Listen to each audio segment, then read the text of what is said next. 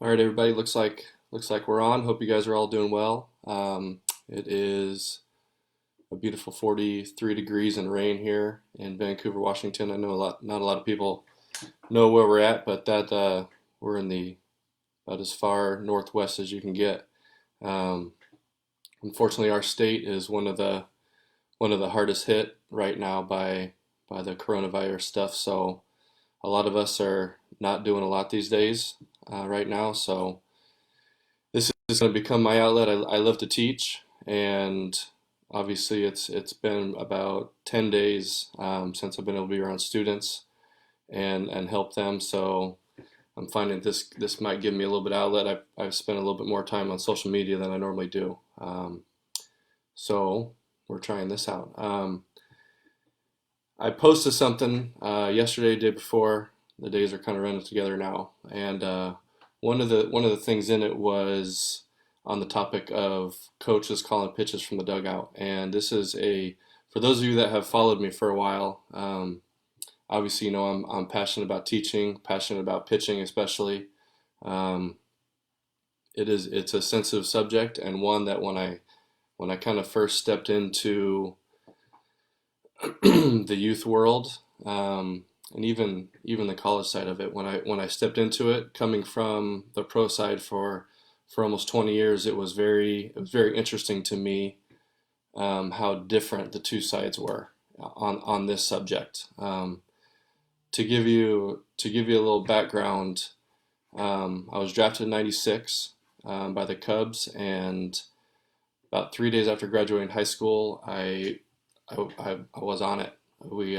They flew me down to Fort Myers, Florida, and my first manager was a guy by the name of Sandy Alomar Sr. And obviously, if you're a baseball person, you know that last name. There's a lot of that's a very famous name in our game. But anyways, it was looking back on it, it was a very interesting, eye-opening experience for me. Right out the get-go, we were taught the game, how to play the game. We were put into a situation where we were forced to play the game. There was nobody holding our hand while we're out there on the field competing. It was in between innings. It was before games. It was after games. It was earlier on in the day when we were doing our regular practice stuff. And pitchers and catchers, it was on us to call pitches. Did we make mistakes? Absolutely. I mean that's a part of the growing process. Just like anything in life, when we make mistakes, we learn from it. We make another mistake, we keep learning. It's kind of a back and forth thing until we end up getting really good at things and not making mistakes. Not making as many. We're always going to.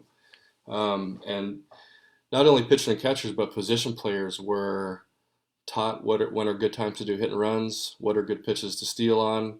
Um, the position players were encouraged to give each other their own signs, talk in the dugout. For instance, if it's a first pitch ball, let's go hit and run on the next pitch.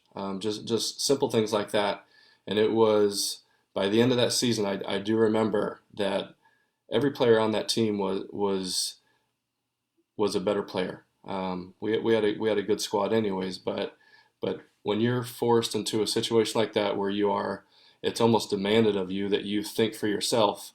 You're going to find ways. You're going to see things differently. You're going to be more engaged in what is happening naturally, and especially the more you do it naturally, your mind's going to start to see different things that you may not have seen before. And I know that as a pitcher, getting to do it for as long as I did, my stuff as a competitor was very average. My fastball was average. I had a few different off-speed pitches, but I had to be able to command the ball because I wasn't overpowering. I had to be able to command it, and I had to be able to outthink my opponents constantly. Like that was what would help me succeed, and was the only way that I probably would succeed, was by being able to mentally beat them. Because physically, I was just average, to be honest. So a couple things on. I got a bunch of notes here, so I'm gonna go down this list, and I might be rambling back and forth, but I'll try to stay on task. First, I want to talk about what we see on TV in Major League Baseball and catchers looking to the dugout. There's a big misunderstanding about what's going on. Most people, unfortunately, most people think that when that catcher's looking at the dugout that they are getting pitch call signs, and the reality is that it's not. They're getting. You'll notice if you watch the game, you'll notice that the only time they look over is when runners are on base, and they're looking for. Because understand that at that level in the dugout, they have scouting reports. They know they have numbers on which count runners like to run on, or teams what count they like to run on. If they tend to do hit and runs, what counts they'll do that on. So they have all these stats, and analytics is a big part of the game. It's just another word for it in the game. So when they're looking over there, they're looking for pickoff signs. They're looking for sometimes they're looking for throw through signs if the runner's on first and third. What are they going to do if the guy steals? They're looking for maybe bunt situation signs, but more often than not, it's do they want to put on a pickoff sign or a pitch out or whatnot. So that's what a lot of that is, and then even now you are seeing it creep into the professional world where they're wearing wristbands, and again it's kind of blown up in the college game, and because of that we're starting to see it trickle down into the youth game, and again a big misunderstanding is people are thinking that it's a pitch sign matrix, that they're getting some sort of code with the touches or the fingers that they're putting up, and then that they're looking at the wristband and seeing what pitch to throw. And reality is that's just not what's happening. In those wristbands, they are notes, scouting reports on the hitters, right? So, and again, these guys all understand at that level. Excuse me. At that level, they meet before the game, or usually before the first series of the first game of the series, and they go over the hitters and how we're going to pitch these guys. What are they hot right now? What are they hot with? Are they cold? What are they chasing? Are they guys that will steal? So there's a lot of stuff that's discussed prior to the series against that team, and then also before those individual games, the starting pitcher and the starting catcher usually will get together and talk about their own personal game plan against their opponents, and sometimes they'll go down hitter by hitter. To be honest, at that level, especially veteran players, they probably don't need to talk a lot. Maybe something here and there. They saw something earlier in the series, but they usually know each other so well, know their opponents so well. It's usually game on with sometimes not a lot of discussion. So again, to go back to that, it's scouting reports that are on those wristbands at that level.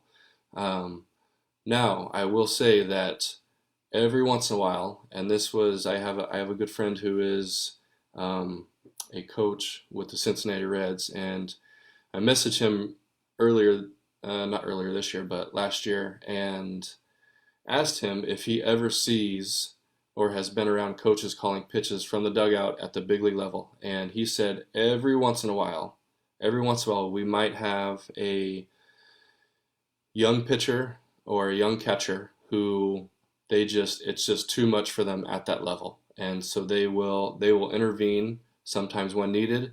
But again, I mean that's on a very, very, very rare occasion. Those guys at that level are expected to play the game in that way, and I'll get a little bit more into why that's expected. To go down a list of reasons why, but also what happens when the pitch calling has come from the dugout.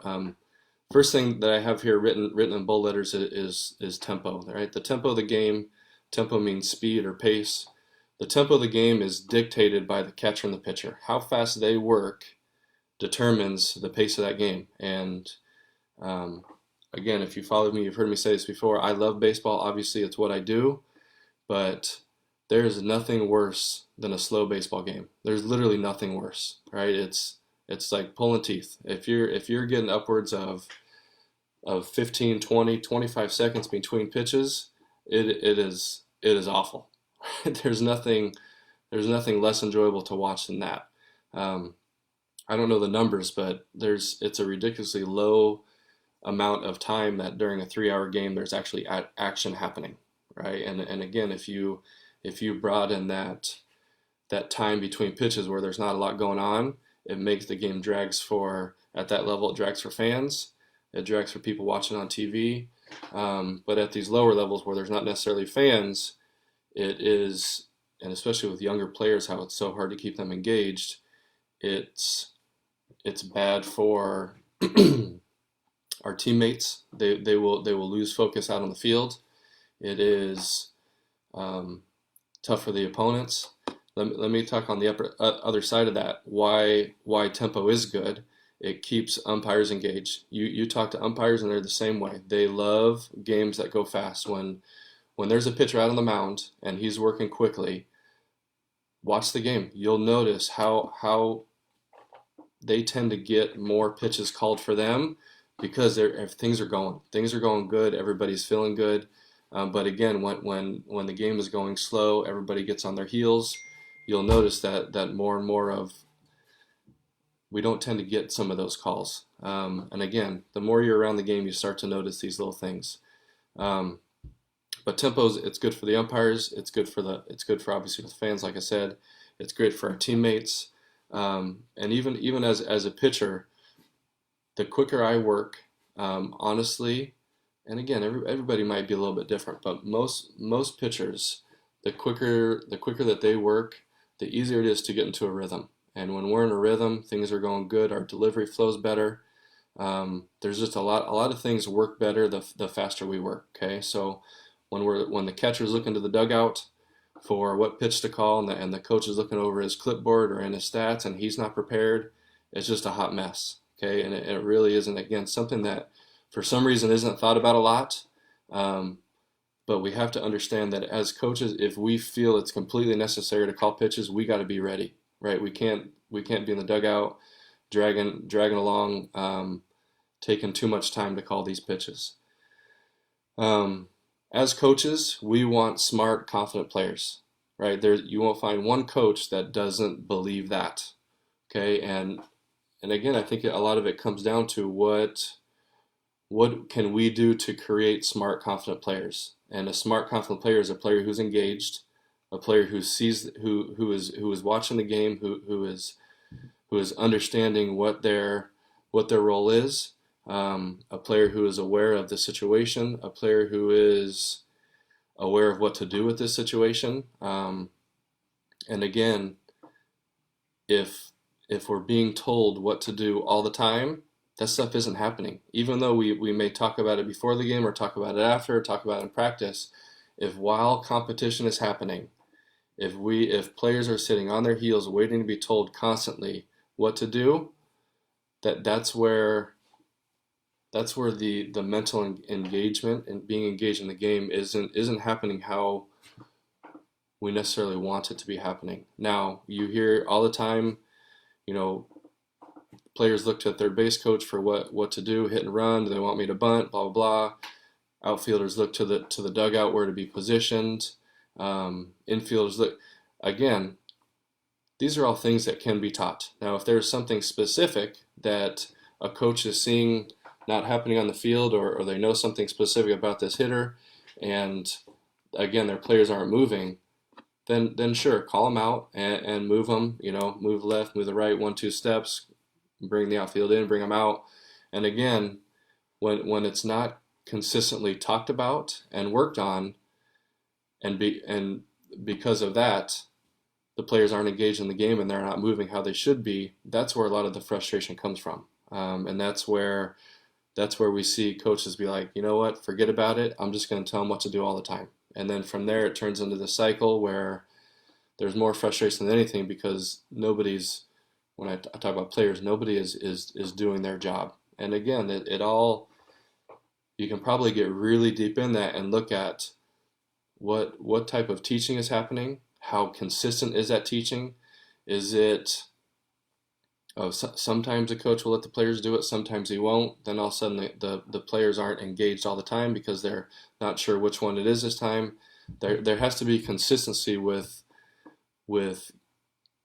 giving them opportunity, with the message that this is how you play the game, this is what we're expecting from you out there.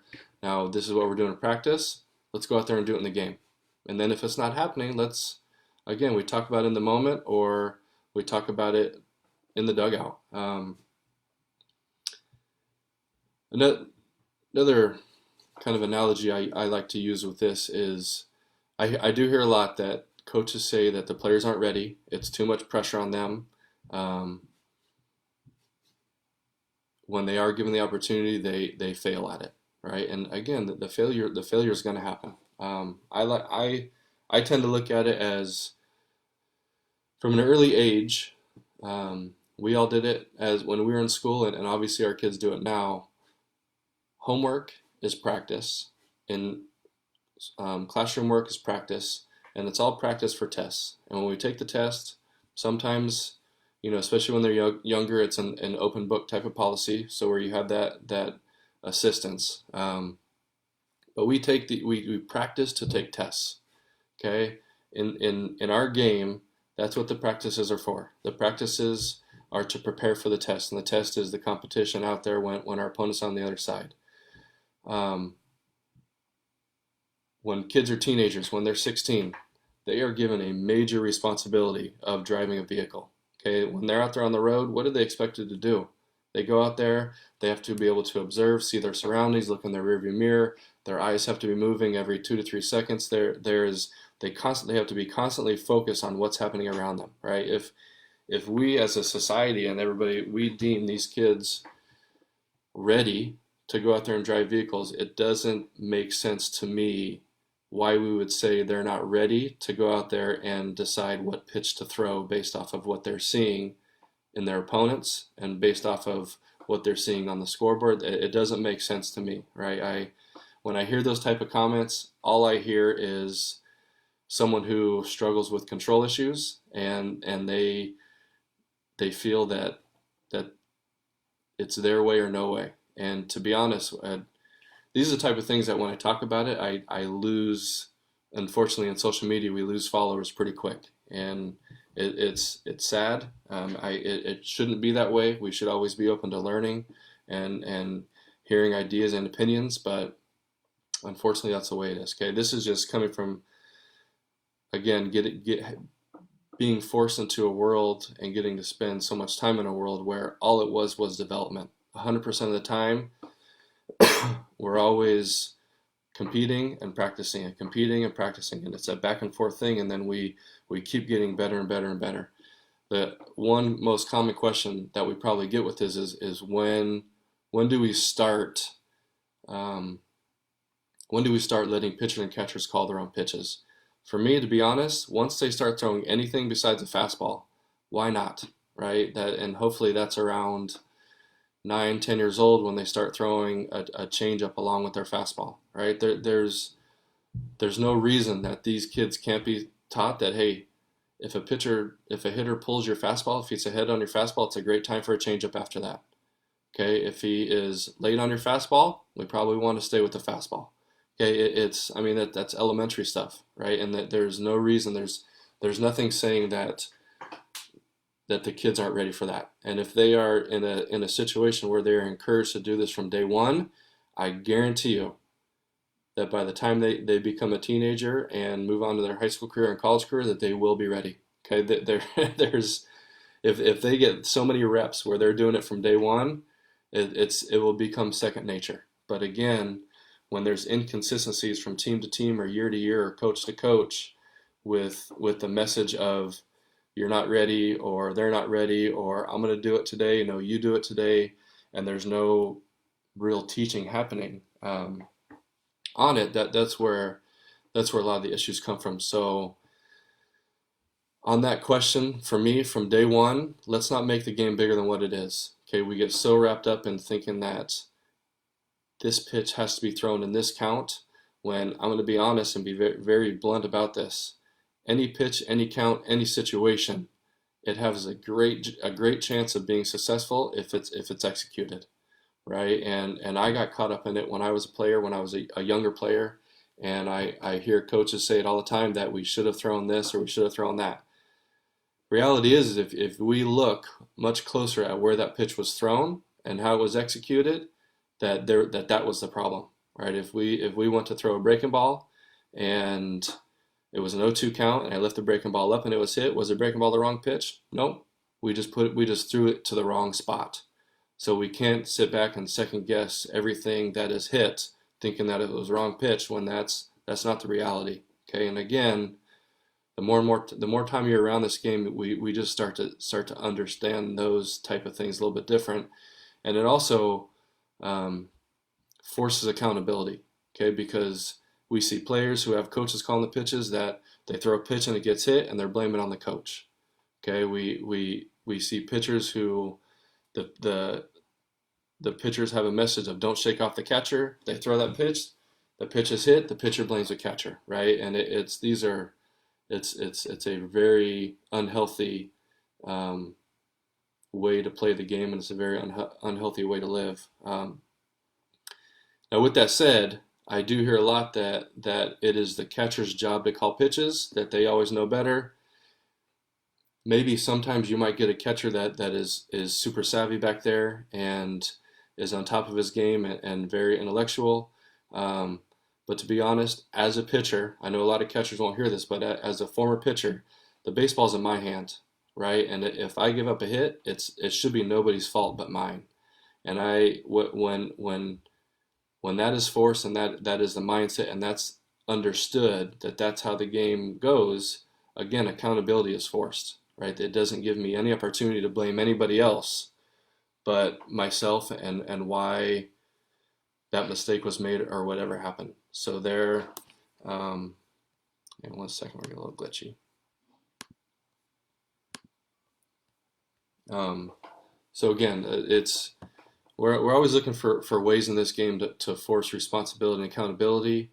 And again, for me, this is just another area that is really good with that. With that, staying engaged, I have the note here down that we're not creating robots.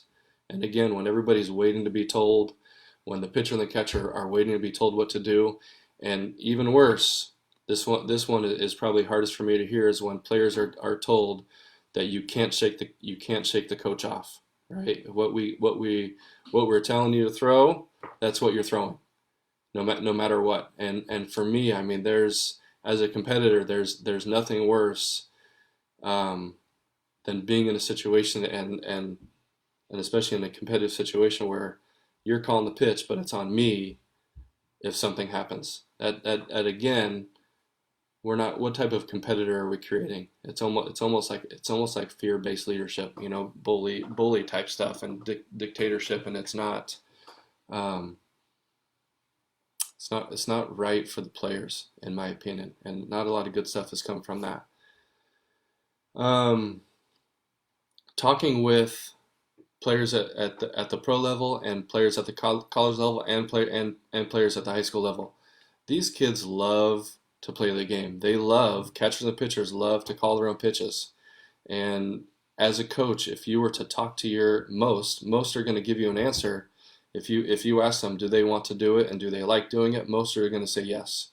Every once in a while, you might come across a player that is just, he's anxious about it, right? He thinks, unfortunately, a lot of it has to do with what happened earlier in his life. He's anxious that he's going to go out there and not know what to do, that he's going to make mistakes. But again, we need to encourage it. And again, later on in life, when these kids are done playing the game, what are they going to have to do? They're going to have to think for themselves. They're going to have to think things through, be able to observe the situation and make the best possible choice or give the best answer for what they're seeing in front of them based off of information that is given to them, or again, what they're observing. So again, sometimes we make the game bigger than what it is, and we tend to lose sight of that person that's out there.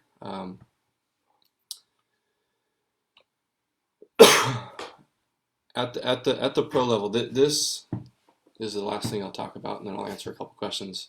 Um, at the pro level, for those that don't know, I coached in the Angels minor league system for 3 years, and my first, or not my first year, my second year coaching, I asked that they move me down to the level where I would work with the kids right out of the draft. So I was at the level where it was mostly college kids coming, and there was a distinct difference between college players who came from an organization or a program where the coaches called pitches, and a program where the players called their own pitches. And almost to a T, all those players, the players who had their hand held the whole time, when they went out there, I mean, I remember specifically one of our catchers would, with nobody on base, would squat behind that home plate and stare into the dugout waiting to be told what to do.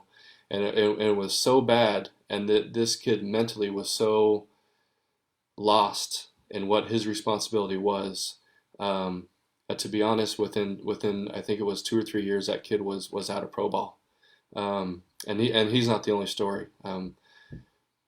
Major League Baseball has been a little bit more outspoken on this in recent years, and especially Peter Gammons had a clip from a couple years ago. I shared it on our social media, where when it comes to draft time, that these organizations are, one of the things that is being discussed is the program they're coming from and what's happening as far as coaches calling pitches, coaches not calling pitches.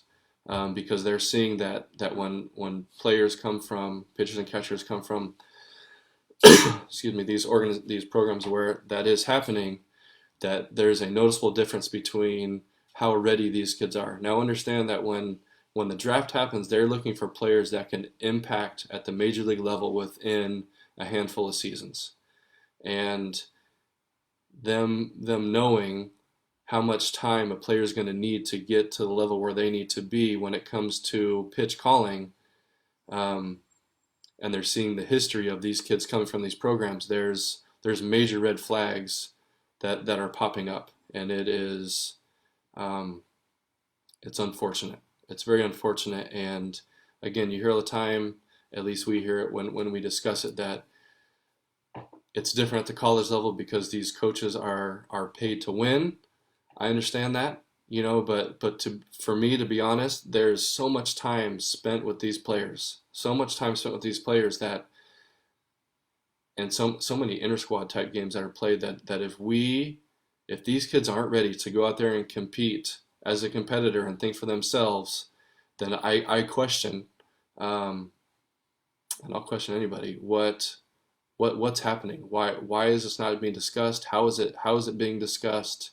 Why do we feel that these players aren't ready? Now again, to be honest, there are some players that they probably just mentally will never be in a space where they can handle it, right? But if players are physically talented enough, mentally, most of them need to be given and taught and forced to play the game for their own sake, And if myself as a coach, if I'm not doing my part in preparing them, that's a major issue on myself. There's a flaw happening there, and I'm not doing my part. I need to prepare them for the next level. That's it, right? And again, sometimes I think we get so caught up in, as a coach, I get caught up in thinking that what's happening out there on the field is a reflection of me and my coaching, or whether it's my masculinity, whatever it is, and it's something that we need to get past, and we have to understand that this is their game. Let's teach them how to play.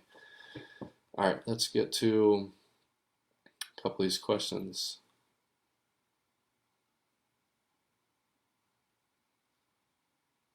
So Daniel Gibbons says, how do you coach a kid that roller coasters from at bat to at bat or breaks down after one error?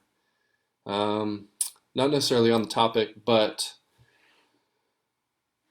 that for me is a part of the growth phase development. A lot of kids are like that, and to be honest, as they all kind of mentally grow at a different pace. Some kids are just stoic from day one, but most kids they will become an emotional mess. And I think the biggest thing is consistency.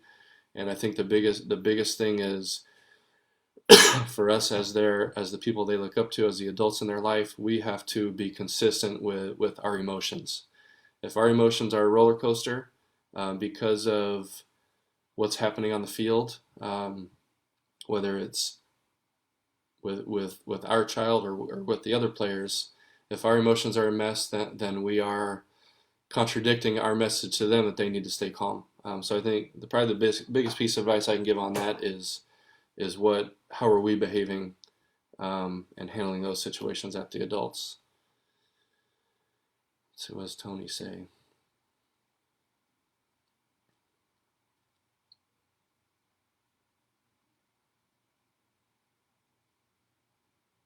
Yeah, I'm with you, Tony. I can't stand the wristband stuff. I I know that in the um, fast pitch softball world it is more prevalent than in baseball, but it's definitely for me just really bad for tempo and just as far as fans go in the game. Hmm.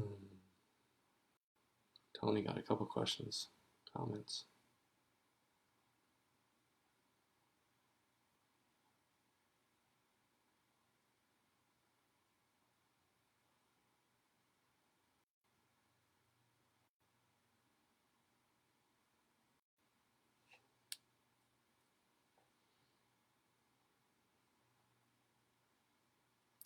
All right, Brett Derrick. I want to talk about this comment real quick. Said I'm starting to work with my 11-year-olds on changeups.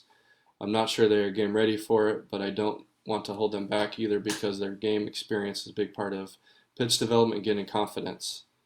Um, Changeup confidence, great topic. Again, not really on the pitch calling topic, but catch routines need to involve changeups, and there needs to be, in my opinion, we need to throw in at least 10 to 15 changeups at the end of catch every time that we do play catch. And again, the more and more touches that we can get with that different grip, um, the better it's going to be. Now, I don't have a baseball close to me.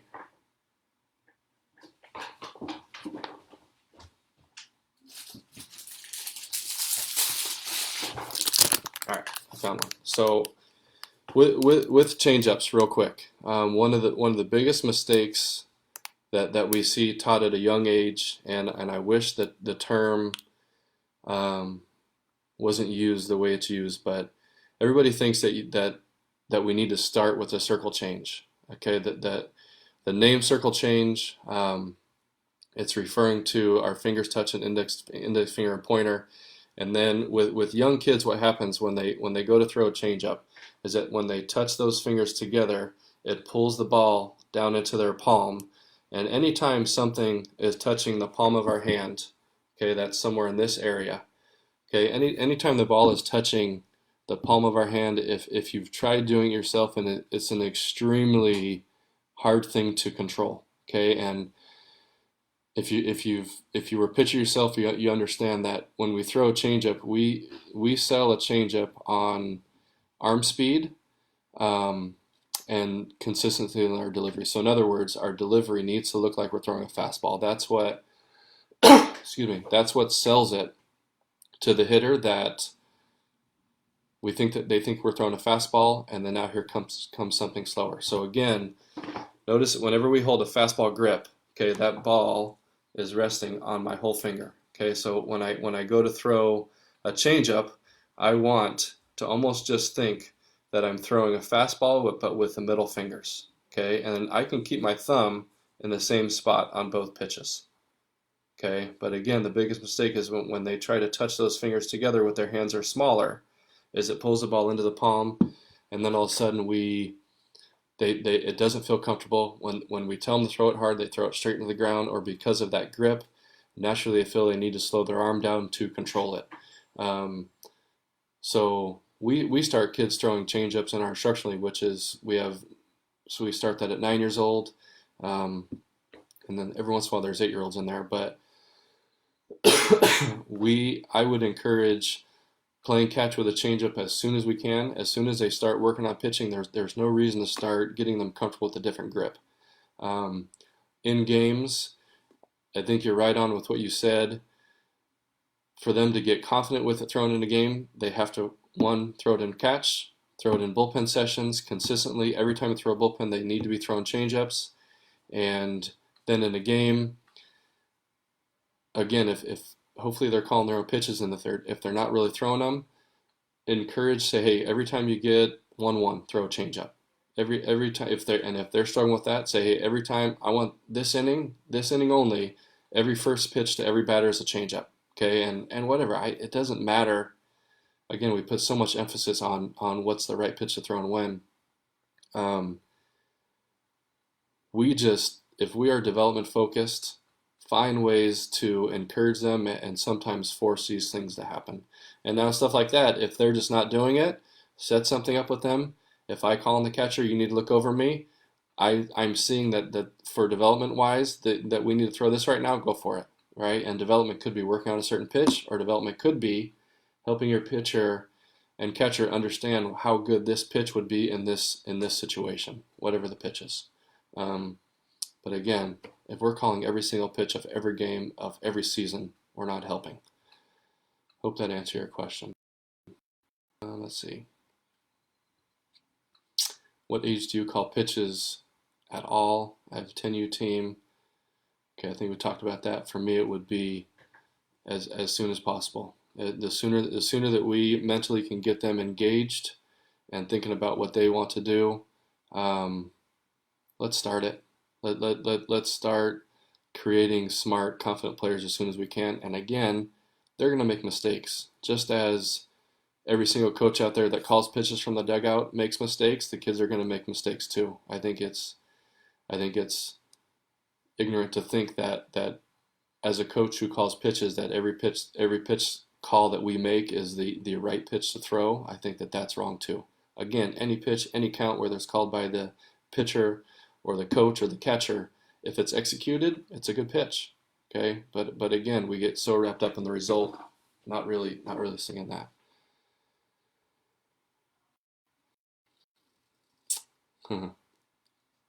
Jeffrey said, why do we bother calling pitches or calling location? Let the catcher do it 50% of the time.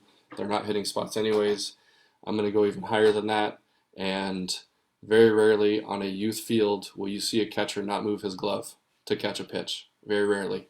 Okay, if there's 100 pitches thrown, you might see 5 or 10 of them where the catcher doesn't move his glove. Okay, that's a great point. It doesn't happen a lot.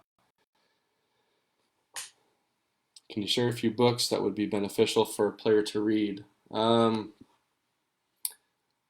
If you go down our social media, especially our Instagram feed, you can see some images of some books. Mental Toughness. I got a bunch of books up back here that you can see, but I really like a book called Mental Toughness: Baseball's Winning Edge. It's an older book. Ken Revisa. He since passed a couple years ago. Was fortunate to spend some time with him. Heads Up Baseball. He's written 2 versions of that. That's a really good book. The Mental ABCs are good books. There's a couple different versions for hitting and pitching and just baseball in general. For coaches, the Matheny Manifesto is a great book. And for those development-minded people, Inside Out Coaching is tremendous. It's a game changer for me. All right, let's see.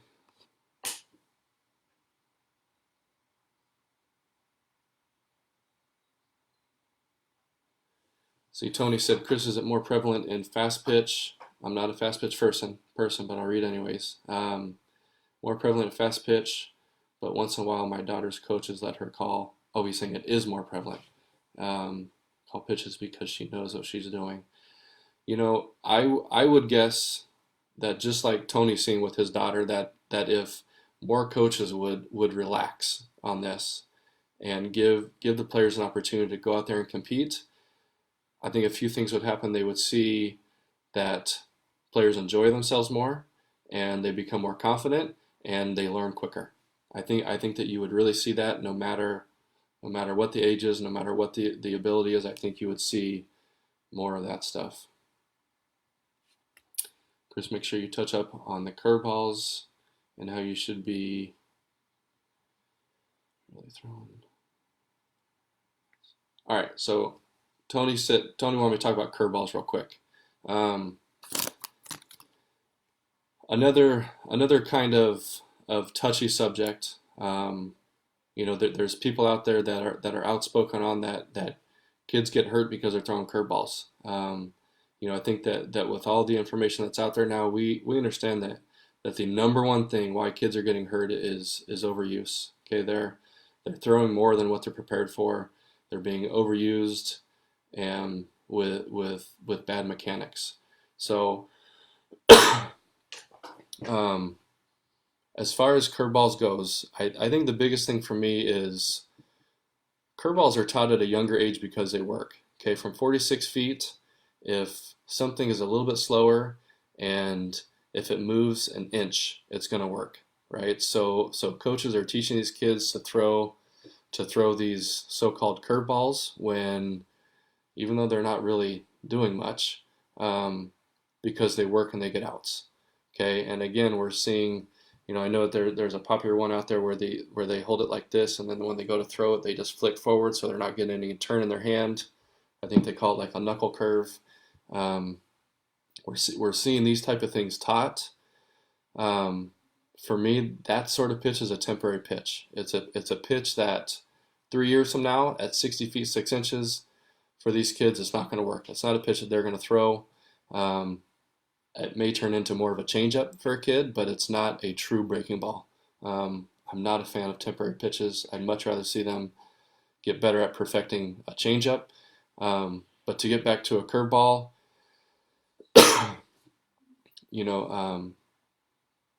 Tony mentioned this throwing them under 12 to 13 years old. I believe going back on my life, I believe I started throwing one when I was 12 years old, maybe 11. I honestly can't remember. For me, a breaking ball is in moderation. These kids are going to start throwing them with each other. When they're playing catch, they're messing around. They're trying all these things, and they're kids. I mean, it's awesome. Go for it. Have fun. Because of that simple reason, if I have a kid that comes to see me for the first time, and even though he may be 11 years old, if he's saying he throws in the curveball, I'm probably not going to tell him to stop unless he has just horrible mechanics. And if he is throwing a curveball, we're going to learn how to do it properly, and we're going to discuss how to use it, when to use it, and there has to be a firm message that right now at the stage you're at, these are the pitches, fastball, changeup. These are the pitches that we need to develop the most. The breaking balls will come, but without fastball confidence, without fastball command, the other stuff won't mean a lot. So there has to be a big focus on delivery and fastball command first, before we get to that. If we're doing it before then, again, it's coaching to win, which can get. We're always out there to win, but we got to be careful about the direction that we take it. All right, what else?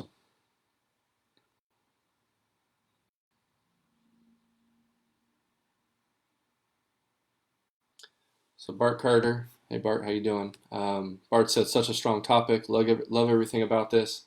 For me, I almost gave up pitching after being drafted because of losing confidence in myself. Because of this very thing, now as a coach, our pre and post game talks have a ton of discussion about the why. We will lose kids to other sports because of us as coaches taking away from the fun. 100%, I agree.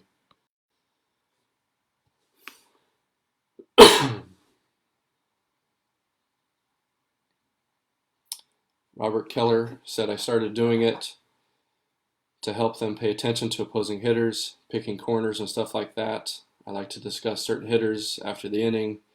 They call their own seamers and changeup. Must be two seamers.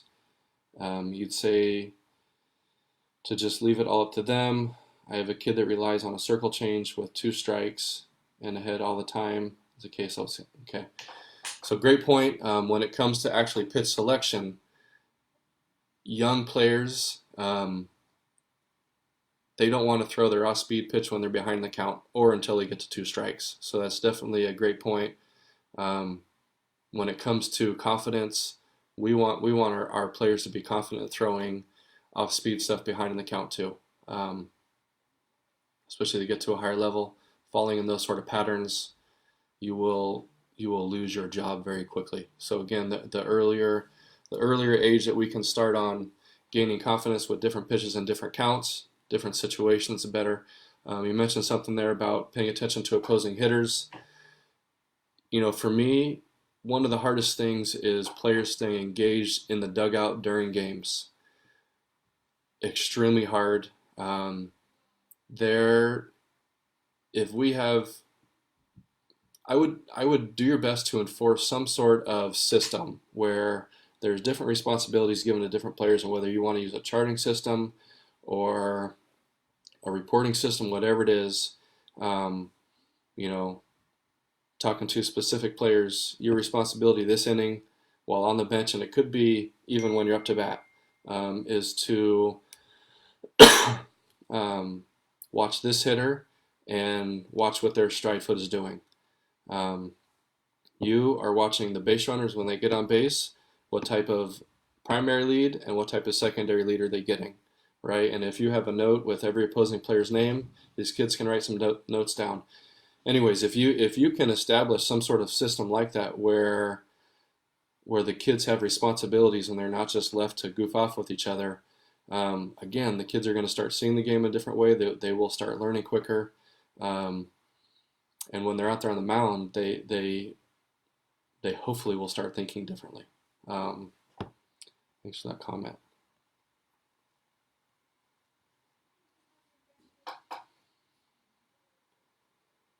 CR Lamb says, I've been a high school head coach for near 20 years. At first, I called pitches. As I grew matured as a coach, I realized the disservice I was doing the kids. If I don't give pitchers the option to veto at his best pitch, that day is a slider. He is stuck. Confidence drops. He's not in control, etc. I like to give. Sorry, I should have my glasses on. I like to give my kids a framework within within to work and to come up with. They learn more, gain more confidence, and overall they perform better. They will not learn if we do it for them. Again, that's great. Right on what we're talking about.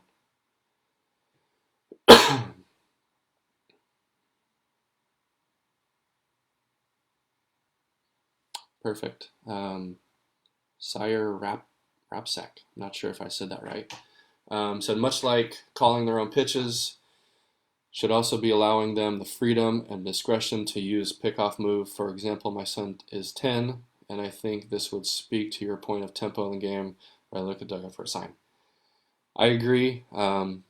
Again, if there is time during practice to focus on pickoff moves, practice the fundamentals of doing pickoffs. At that same time, there can be discussion of when to do it, why to do it.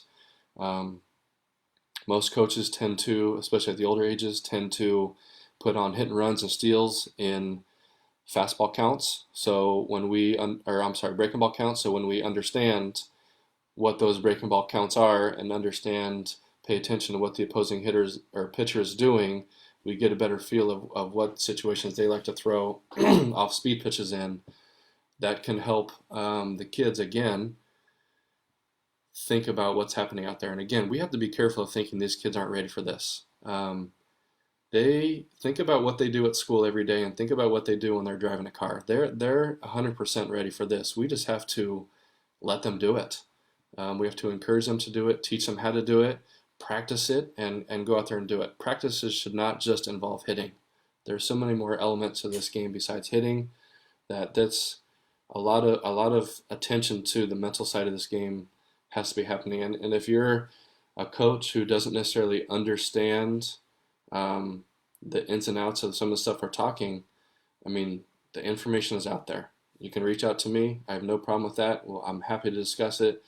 We can even get on the phone and talk about some things. But um, for me, this all comes with a development mindset versus a we got to win today, every day type mindset. And unfortunately, with this generation of tournament baseball, and it's almost like every weekend is the World Series, and there's so much pressure put on all of it that we feel that coaches feel that we have to win right now, or else we're not going to make it to that championship game. And again, I think masculinity sets in, and it's a reflection on me as a coach. We have to get past that. We have to. If nobody's getting paid on the field, it shouldn't necessarily always be about winning. Okay, we're always going out there to win, but when that becomes the end all, that's when mistakes are made. Um, all right, I think that's it. 50 minutes went way over the 20 minutes I was thinking for this topic, but I appreciate the feedback. Again, if you guys ever come up with a topic or something you'd like me to discuss, or if I see something that I'm having a hard time getting my point across with words, I might hop on and do something like this. But I appreciate the feedback. You guys are great with the comments. That helps bring up some good points. I'm doing this on Facebook. Guys, feel free to check out our website, baseballdudes.com. I got a bunch of blog articles on there I've written over the years that cover different topics. I'm gonna end up posting these videos of these Facebook Live feeds to our YouTube page, which I've had for years but barely used. And then we're also on Instagram and Twitter, so feel free to find us on there. Every once in a while I share things on some of those that don't make it to the other platforms. So that's it. I appreciate you guys all joining, and be safe, be well out there. And if you live in a state where they're asking you to stay home, please do your part. Thanks, everybody. Have a good rest of your day.